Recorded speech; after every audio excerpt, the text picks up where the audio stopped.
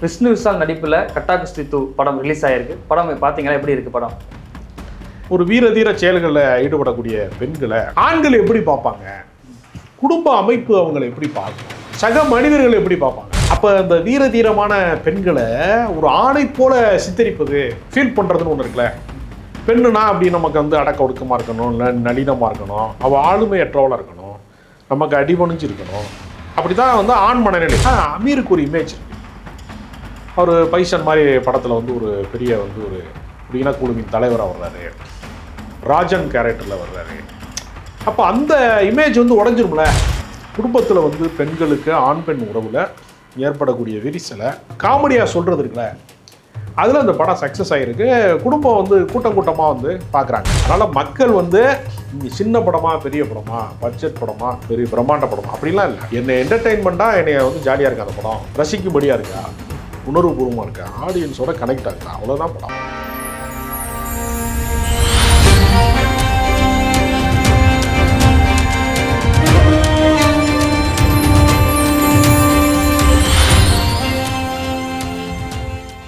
வாகை தமிழ் நேயர்களுக்கு வணக்கம். இன்று நம்மோடு இணைந்திருக்கிறார் சினிமா விமர்சகர் ராஜகம்பீரன் அவர்கள். வணக்கம் சார். வணக்கம்.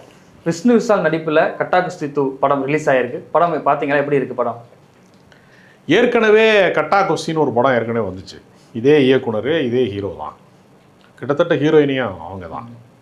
முதல் பாகம் வெற்றி பெற்றதுனால பார்ட் 2 வந்திருக்கு. இப்போ நீங்கள் தடகள வீராங்கனை, மல்யுத்த வீராங்கனை, ஒரு பெண் வந்து விளையாட்டு போட்டிகளில் அதிகமாக பங்கேற்பு செய்து ஒரு வீரதீர செயல்களில் ஈடுபடக்கூடிய பெண்களை ஆண்கள் எப்படி பார்ப்பாங்க, குடும்ப அமைப்பு அவங்களை எப்படி பார்க்கும், சக மனிதர்கள் எப்படி பார்ப்பாங்க.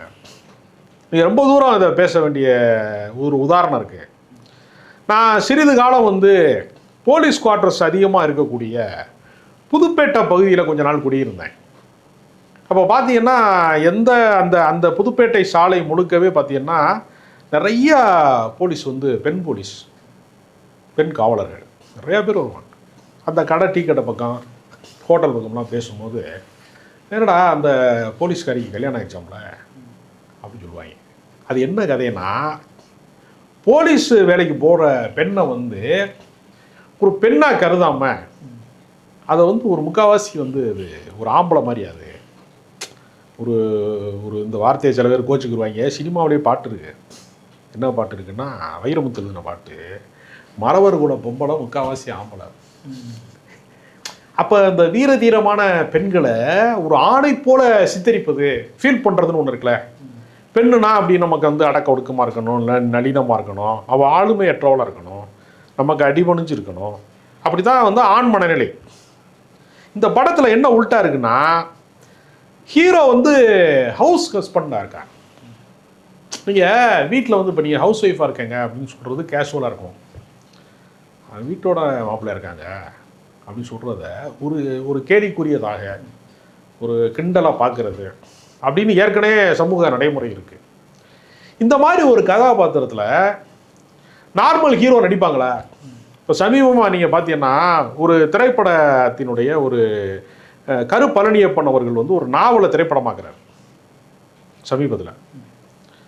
அது ஒரு சமயக்காரன் பற்றிய கதை அப்படிங்கிறதுனால நான் இந்த படத்தில் நடிக்க முடியாது, இந்த படத்தில் காளி வெங்கட் நடிக்கிறாரு, நான் கரண்டியை பிடிச்சா நல்லா இருக்காது அப்படின்னு டைரக்டர் அமீர் பேசினார்.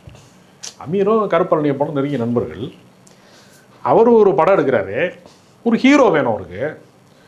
அந்த நாவல் வந்து டிமாண்ட் பண்ணக்கூடிய ஒரு கேரக்டர் வேணும். அது ஏதாவது ஒரு கேரக்டரில் வந்து அவருடைய நண்பராக இருக்கக்கூடிய ஒருத்தர் ஹீரோவை நடிக்க வைக்கணும்னு நினைக்கும் போது ஒரு அமீர் ஒரு சாய்ஸ் இருக்குது. ஏன் நடிக்க வைக்க முடியல அப்படின்னா, அமீருக்கு ஒரு இமேஜ் இருக்குது.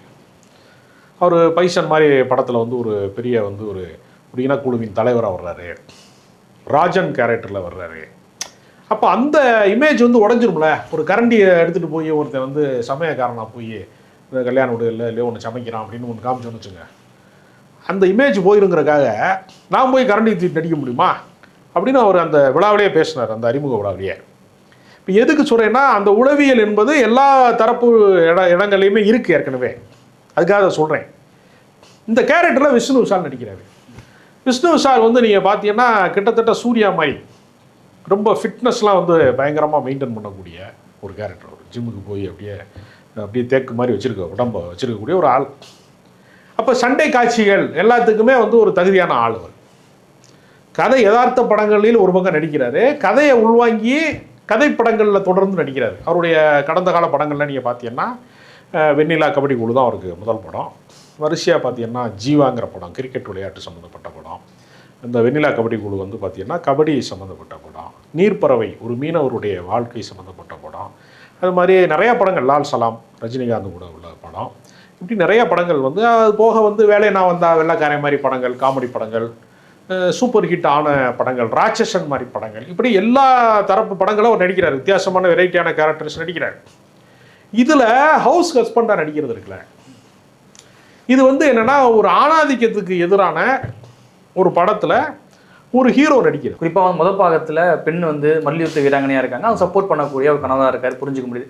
கட்டாத குஸ்தி 2 படத்தில் எந்த அளவு பெண்ணையும் வந்து படத்தில் பேசப்பட்டிருக்கு சார்? இல்லை, அது எப்படின்னா அப்படிப்பட்ட பெண்ணை ஒருத்தன் கல்யாணம் பண்ணுறான், எப்படி குடும்பம் நடத்த முடியும்? குஸ்தி போடுறவரோட எப்படா குடும்பம் நடத்த முடியும் அப்படின்னு ஒரு கேள்வி இருக்குல்ல.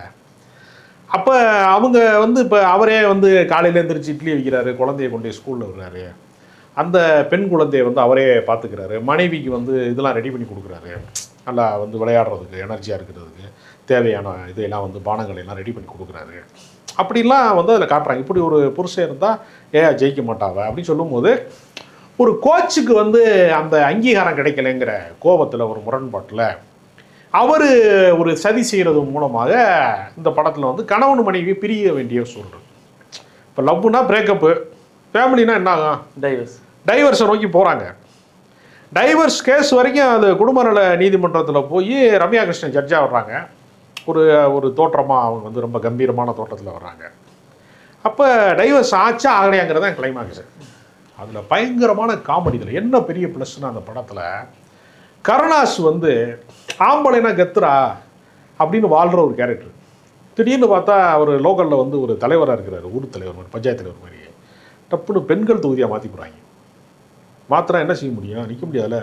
மனைவியை நிப்பாட்டி அவளை டம்மி பீஸாக வச்சுக்கிட்டு நம்ம தலைவராக இருக்கலாம்னு நினைக்கும் போது மனைவி ரொம்ப டேலண்ட்டாக இருந்து இவரை ஓரங்கட்டுற ஒரு இடம் இருக்கு இல்லையா, அது பயங்கர காமெடி ஒரு கூட்டம் இருக்குது. அது ஒன்றுமே தெரியாது, ஒய்ஃபுக்கு வந்து ஒன்றுமே தெரியாது அப்படின்னு நினைக்கும் போது ஒரு ஹை லெவல் ஆஃபீஸர்கிட்ட அந்த அம்மா ஆங்கிலத்துலேயும் பேசுது, ஹிந்திலையும் பேசுது, அதுவே கார் ஓட்டிட்டு போகுதுங்கிறதுலாம் இந்த வளர்ச்சி இருக்குல்ல, பெண்களுடைய வளர்ச்சி இருக்குல்ல, அது ஆண் மனதில் வந்து ஏற்க முடியாத அந்த தயக்கம் இருக்குல்ல, தடை இருக்குல்ல, அது பயங்கர ஹியூமராக வந்து சொல்லியிருக்காங்க. இது என்ன ஒரு அதிசயம்னா, பாக்கியராஜ் அவர்கள் வந்து இறக்கும்போது இந்த படம் வெளிவரும். கிட்டத்தட்ட அவர் இறக்கும் போது தான் ட்ரெய்லர் வெளியிடுறாங்க. அவருடைய இறப்புக்கு பின்பு தான் அந்த படம் வெளியாகுது. இது பாக்கியராஜ் ஸ்டைல் படம். குடும்பத்தில் வந்து பெண்களுக்கு ஆண் பெண் உறவில் ஏற்படக்கூடிய விரிசலை, அதுக்குள்ளே ஏற்படக்கூடிய சிக்கலை காமெடியாக சொல்கிறது இருக்குல்ல, அதில் அந்த படம் சக்ஸஸ் ஆகிருக்கு. குடும்பம் வந்து கூட்டமாக வந்து பார்க்குறாங்க. இப்போ நம்ம வந்து நேற்றைய நிலவரப்படியே ஒரு 22 கோடி ரூபா வசூலாயிருக்கு, வெற்றி படமாயிருக்கு. இல்லை சார், இப்போ பெண்ணையும் பேசக்கூடிய படமாக இருந்தாலும் பொதுவில் என்ன விமர்சனம் வருது அப்படின்னா, அந்த டீச்சர் கேரக்டர் ஏன் வரணும், அவங்க எப்படி காட்சிப்படுத்தியிருக்காங்க, அந்த பாதில் விமர்சனத்துக்கு உள்ளாகுது இல்லையா? அப்படி இல்லை, நம்ம வந்து ஸ்கூலுக்கு விட போகும்போது ஒரு மிஸ் இருக்காங்க, அவங்க அழகாக இருக்காங்க, அதுவும் அவங்க மேலே ஒரு சின்ன ஒரு ஈர்ப்பு ஏற்படுதுன்னா ஒரு யதார்த்தத்தில் உள்ளது தான். அப்படிலாம் ஒரு நீங்கள் ரொம்ப வறட்சியாக தான் ஒரு கதையை சொல்லணும். ஏன்னா என்டர்டெயின்மெண்ட்டு தானே, சினிமா தானே பார்க்குறோம். இப்போ நிஜ வாழ்க்கையில் எதெல்லாம் வந்து நமக்கு சாத்தியம் இல்லையோ அதெல்லாம் சினிமாவில் சாத்தியப்படுத்தும் போது ஒரு சந்தோஷம் இருக்குல்ல, அதுதான் சினிமாவுடைய ஒரு எனர்ஜி. எப்போவுமே நீங்கள் நிஜத்தில் போய் 10 பேர் அடிக்க முடியுமா? அடிக்க முடியாது. சினிமாவில் அடிக்கிறாங்க இல்லை, அது வந்து அந்த கேரக்டர் ஒன்றும் ஃபால்ட்டாக தப்பாக எதுவும் சொல்லப்படலாம். அந்த கேரக்டர் மேலே இவளுக்கு ஒரு வேளை அவருக்கு ஈர்ப்பு இருக்குமோ, கணவன் மனைவி பிரிந்து இருக்கும்போது அவங்களுக்குள்ளே ஏதாவது இருக்குமோ அப்படிங்கிற மாதிரி ஒரு சின்ன டவுட் வந்துட்டு போகுது, அவ்வளோதானே தவிர அது எதுவும் ஆபாசமாலாம் எதுவும் சித்தரிக்கலாம். இப்போ சில படங்களில் வந்து காதலிப்பாங்க, கல்யாணம் பண்ணுவோம், படம் முடிஞ்சிடும். ஆனால் கல்யாணத்துக்கு அப்புறம் ஒரு வாழ்க்கையை காட்டுறது சிரமமான விஷயம். இந்த படத்தில் கல்யாணத்துக்கு அப்புறம் வாழ்க்கை முறை காட்டுறாங்க, அதில் அணுகிற விதம் எப்படி சார் இருக்குது டேரக்டர்? இல்லை, அதுதான் இந்த படத்தோட சக்ஸஸ். எப்போவுமே என்னென்னா, நீங்கள் திருமணத்துக்கு, அதாவது காதலிச்சு கல்யாணம் பண்ணதுக்கு பின்னாடி, அவங்க கல்யாணம் ஆனதுக்கு பின்னாடி உள்ள வாழ்க்கையில் காதல் போயிடும்.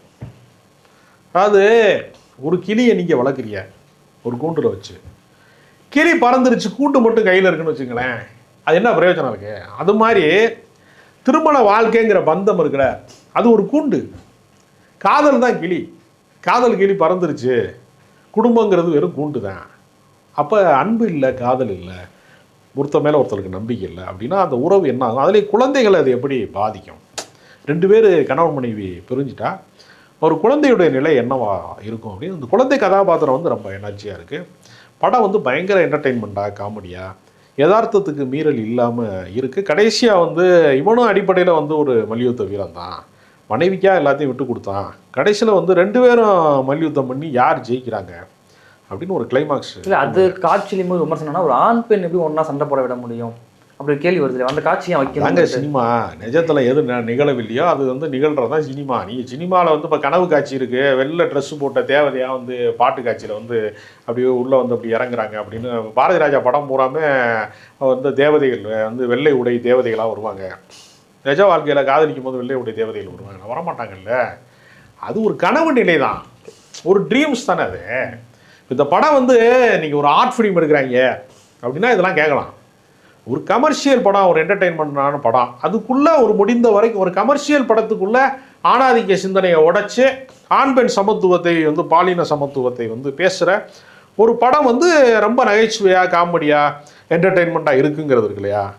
அதுதான் சந்தோஷமான விஷயம். நீங்கள் வந்து கருத்தம்மா மாதிரி ஒரு படம் எடுக்கலாம், அதில் சொல்லப்படுற கருத்து என்பது அனைவருக்குமானது அல்ல. ஒரு தேர்ந்த ரசனை மிக்கவர்கள் தான் அப்படி படங்களை ரசிக்க முடியும். இது மாதிரி படம் வந்து அப்படி கிடையாது, எல்லா தரப்பு ஆடியன்ஸையும் உள்ளே கொண்டு வர முடியும். அது மாதிரி ஒரு என்டர்டெயின்மெண்ட்டான ஒரு படமாக இருக்குது. வந்து விஷ்ணு விஷாலுடைய பட வரிசையில் இன்னொரு வெற்றி படமாக அது மாறி இருக்கு. என்னன்னா முதல் பாகம் எப்பவுமே வெற்றி அடையும் எல்லா படங்களில், 2ஆம் பாகம் அப்படிங்கிறது கொஞ்சம் சோர்வடையும், கொஞ்சம் வசூல் குறையும், நடிப்பு கொஞ்சம் அப்படி இருக்கும். அந்த வகையில் இந்த படம் மற்ற செகண்ட் பாகங்களை விட என்ன ஆச்சரியமாக இருக்குன்னா, எனக்கு தன்னை முன்னிலைப்படுத்தி கொள்ளாமல் ஒரு கதாநாயகன் வந்து கதைகளை தேர்வு செய்கிறது இருக்குல்ல, அது வந்து விஷ்ணு விஷால்கிட்ட ரொம்ப ஆச்சரியமான விஷயமா இருக்குது. நான் வந்து என்னவா இருக்கேன் இந்த கதையில் அப்படிங்கிறதா ஹீரோக்கள் கேட்பாங்க. என் மேலே கதை போகுதா இல்லை வந்து யார் மேலே கதை போகுது? கதை ஹீரோயினி மேலே போகுது சார், அப்போ நான் எதுக்கு நடிக்கணும் அப்படின்னு கேட்கக்கூடியவங்களாம் இருக்காங்க. இப்போ நீங்கள் தன்னை தாண்டி யாராவது ஜொலிச்சிடக்கூடாது இந்த படத்தில், தன்னை தாண்டி யாருக்கும் ஃபோக்கஸ் ஆகிடக்கூடாது அப்படின்னு நினைக்கக்கூடியவங்க பல பேர் இருக்காங்க. இது அப்படி கிடையாது. தன்னை தாண்டி வர்ற கேரக்டர்ஸுக்கு முக்கியத்துவம் கொடுக்கறது மூலமாக ஒரு படம் சக்ஸஸ் ஆகுது. அது வந்து டைரக்டர் படமாக மாறிடும் அப்படின்னு சொல்லி சில ஹீரோக்கள் அலோவ் பண்ண மாட்டாங்க. இப்போ நீங்கள் வந்து சில படங்கள்லாம் நீங்கள் பார்த்தீங்கன்னா பெண்கள் கதாபாத்திரத்துக்கு யாராவது முக்கியத்துவம் கொடுத்துட்டா அந்த படம் நமக்கு தேவையில்லை, நம்ம நடிக்க வேண்டியதில்லை அப்படின்னு நினைக்க ஹீரோக்கள் நிறையா இருக்காங்க. ஹீரோக்களே அடிப்படையில் வந்து ஆணாதிக்க சிந்தனை உள்ளவர் நிறையா பேர் இருக்காங்க. இது அப்படி இல்லை. நீங்கள் இன்னொரு ஆச்சரியமான விஷயம் என்னென்னா, பிரம்மாண்ட படங்கள் தான் இனிமேல் வந்து தேட்டருக்கு ஆடியன்ஸ் வருவான். பாகுபலி மாதிரி எடுக்கணும் நீனு, இல்லைன்னா படம் பார்க்க வரமாட்டான். இல்லை விஜய் நடிக்கிற மாஸ்டர் மாதிரி பிரம்மாண்ட படமாக இருக்கணும் அப்படின்னு ஒரு கற்பனாவாதம் இருக்குல்ல. இனிமேல் தேட்டருக்கு ஆடியன்ஸ் வரமாட்டான் சார், ஓடிடி வந்துருச்சு, எல்லா மொபைலில் படம் பார்க்குறாங்க, ஷார்ட்ஸ் பார்க்குறான், சென்டிமெண்ட் காட்சிலாம் வந்து ரொம்ப நேரம் பார்க்குறதுக்கு இந்த தலைமுறை தயாராக இல்லை, ஜென்சி தலைமுறை ஆகிட்டான், அப்படியே ஸ்கிப் பண்ணி போயிட்டே இருப்பான் அப்படின்லாம் சொல்கிறாங்கல்ல. இது ஒரு ஃபேமிலி சென்டிமெண்ட் படம், மக்களால் கொண்டாடப்படும். டூரிஸ்ட் ஃபேமிலி மாதிரி படம் கொண்டாடப்படுது. நீங்கள் ஹபீபி மாதிரி படம் கவனம் பெறுகிறது. அப்போ சிறு படங்கள், சிறு முதலீட்டு படங்கள் வந்து வெற்றி பெறுகிற போது, கதை படங்கள் வெற்றி பெறுகிற போது தான் அது எனர்ஜியாக இருக்குது. ஒரு ஆரோக்கியமாக சினிமாவினுடைய பாதை வந்து செல்கிறது அப்படிங்கிறதுக்கு இந்த படம் வந்து கட்டா கோஸ்டி 2 வந்து ஒரு எடுத்துக்காட்டாக இருக்குது. அதனால் மக்கள் வந்து இங்கே சின்ன படமாக, பெரிய படமாக, பட்ஜெட் படமாக, பெரிய பிரம்மாண்ட படமாக அப்படிலாம் இல்லை. என்னை என்டர்டெயின்மெண்ட்டாக என்னை வந்து ஜாலியாக இருக்கா அந்த படம், ரசிக்கும்படியாக இருக்கா, உணர்வுபூர்வமாக இருக்கா, ஆடியன்ஸோட கனெக்ட் ஆகுதா, அவ்வளோதான் படம். இந்த படம் கனெக்ட் ஆகுது, அதனால் இந்த படம் சக்ஸஸ். இப்போ இந்த படத்தில் வந்து கருணாஸ் அவர்களுடைய ஒரு சீன் வரும். அவங்க இது மனைவி வந்து வேலைக்கு போகிற மாதிரி அவர் வந்து வீட்டில் துணியெல்லாம் துவைச்சு போட்டுருன்னு சொல்கிற அந்த சீன் வந்து எப்படி இருந்துச்சு படத்தில்? இல்லை அதுதான் அந்த அந்த கேரக்டர் வந்து ஒரு ஆணாதிக்கத்தை கைவிட முடியாத ஒரு பாமரத்தனமான லோக்கலான ஒரு ஆள். நீங்கள் படித்தவன், மெச்சூரிட்டியானவன், பெண்ணுரிமை தெரிஞ்சவன், ஃபெமினிசத்தை மதிக்கக்கூடியவன் அப்படிங்கிறது எல்லாருமா இருக்க முடியாதுல்ல. அதனால் ரொம்ப லோக்கலாக அந்த கேரக்டர், அந்த படத்துடைய பெரிய எனர்ஜி வந்து கருணாஸ் தான் நான் சொன்னேன். இன்னொன்று அந்த குழந்தை கேரக்டர், ரெண்டுமே வந்து நீங்கள் வந்து கருணாஸ் வந்து ஒரு தனி ஆவர்த்தனம் மாதிரி ஒரு பிரமாதமாக பண்ணியிருக்காரு. அதெல்லாம் அந்த படத்தோட மாபெரும் ப்ளஸ்ஸாக மாறி இருக்கு. ஓகே, இவ்வளோ நேரம் நிகழ்வு கலந்து கொண்டு பல்வேறு கருத்துக்களை நமக்கு நன்றி சார்.